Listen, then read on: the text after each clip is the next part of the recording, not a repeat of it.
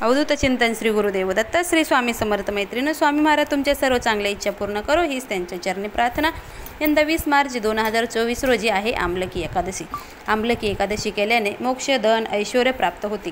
पुराणानुसार आमलकी एकादशी केल्याने 1000 गायीच्या दानाच्या फळाप्रमाणे पुण्य प्राप्त होते। माता लक्ष्मीचा आशीर्वाद प्राप्त होता। आमलकी एकादशीचे व्रत हे भगवान विष्णूला समर्पित असतात। तरीही या दिवशी आवळ्याच्या वृक्षाची पूजा करायला खूप महत्त्व आहे। फाल्गुन महिन्याच्या होळीच्या अगोदर जी एकादशी येते त्याला आपण आमलकी एकादशी म्हणतात। कारण भगवान विष्णूला आंब्याच्या झाडाची उत्पन्न केली म्हणून या दिवशी आमलकी एकादशी असे म्हणतात।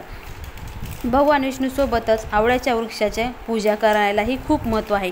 आमला एकादशी व्रताच्या महिमेने मनुष्य जन्ममृत्यूच्या बंधनातून मुक्त होऊन मोक्ष प्राप्त होतो। त्याचा आशीर्वादही त्यांच्या कुटुंबावर प्राप्त होतो म्हणून आंबळ्याची पूजा केली जाते। पूजेची वेळ काय आहे? यंदा 20 किंवा 21 या वेळेस आमलकी एकादशी आहे तर तुम्ही 20 मार्च या दिवशी हा उपवास धरायचा आहे। तर मुहूर्त काय? सकाळी 6:25 ते 9:27 हा पूजेचा मुहूर्त आहे।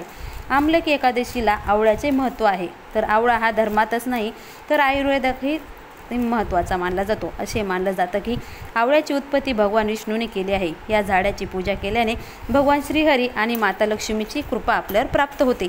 आयुर्वेदानुसार आवळ्यामध्ये औषधी गुणधर्म आहेत। त्याच्या नियमित सेवनाने आरोग्याच्या सर्व समस्या दूर होतात। तर विधी काय आहे तो जाणून घेऊया। सकाळी आंघोळ करून स्वच्छ वस्त्र धारण करावेत। आवळ्याच्या झाडाखाली पूजास्थान बनवावे। यावेळी ओम नमो वासुदेवाय या मंत्राचा जप करावा आणि आवळ्याच्या झाडाला पाणी द्यावं आणि त्याची पंचोपचारे पूजा करावी।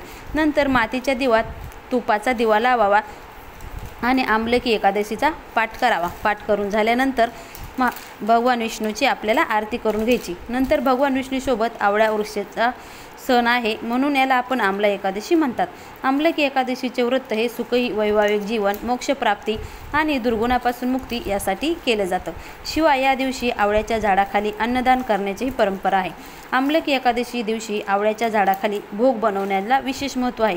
त्याने सौभाग्य प्राप्त होतं। आवळ्याच्या झाडाखाली हलवा बनवल्याने तो हरीला अर्पण करावा आणि नंतर तो मुलाला वाटावा। त्यामुळे आपल्या जीवनातील समस्या दूर होऊन शाश्वत फळ मिळते।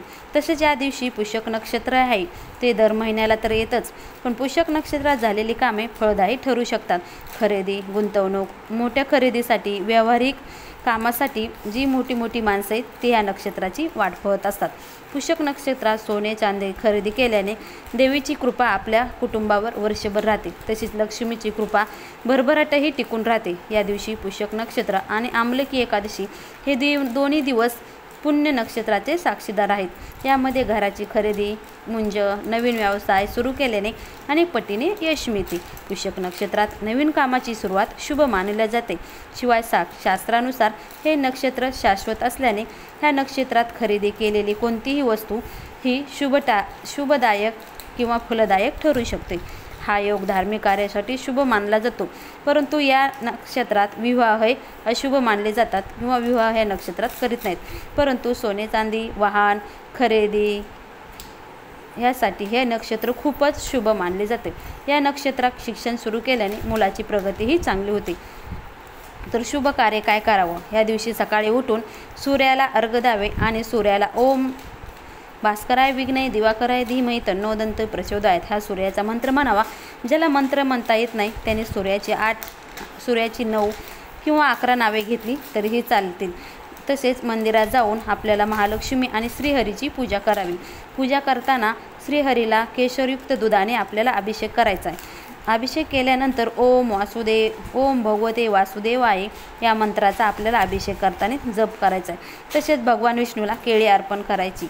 केळी अर्पण केल्यानंतर या दिवशी आपल्याला गरिबाला दान द्यायचे। दान तुम्ही यथाशक्ती देऊ शकता।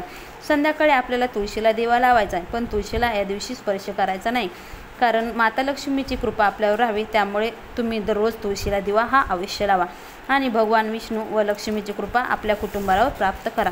भगवान विष्णू आणि लक्ष्मी तुमच्या कुटुंबावर, तुमच्या डोक्यावर त्यांचा हात सतत राहावा हीच माझी त्यांच्या चरणी प्रार्थना आहे।